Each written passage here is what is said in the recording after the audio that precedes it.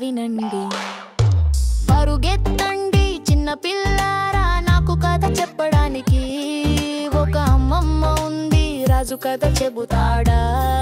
ఒక మాయ కథ చెప్పు. నాకు ఇష్టమైన కథ చెబుతాను, నేను మీకు ఒక కొత్త కథ చెబుతున్నాను.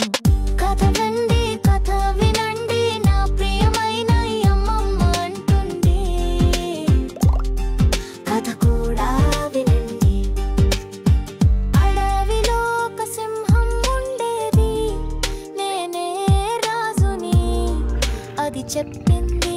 అది దాని శబ్దం అడవిని కదిలించింది. జంతువులన్నీ భయపడిపోయాయి.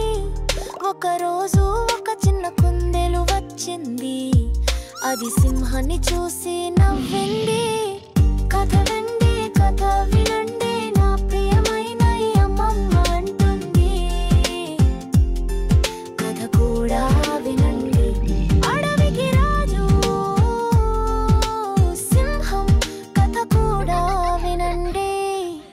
సింహం కుందేలు వైపు చూసి ఇలా అడిగింది, నువ్వు ఎందుకు నవ్వుతున్నావు? కుందేలు నవ్విలా అంది, రాజుకు ప్రేమ కూడా అవసరం, నీకు జ్ఞానం మరియు ధైర్యం అవసరం, కేవలం భయపెట్టడం సరిపోదు. కథ వినండి, కథ వినండి, నా ప్రియమైన అమ్మమ్మ అంటుంది. కథ కూడా వినండి. సింహం పరివర్తన వినండి. ఆ రోజు నుండి సింహం ఇలా అనుకుంది, అది వినయాన్ని జ్ఞానాన్ని పెంపొందించింది. జంతువుల పట్ల ప్రేమను చూపించారు, నిజమైన రాజు అయ్యాడు.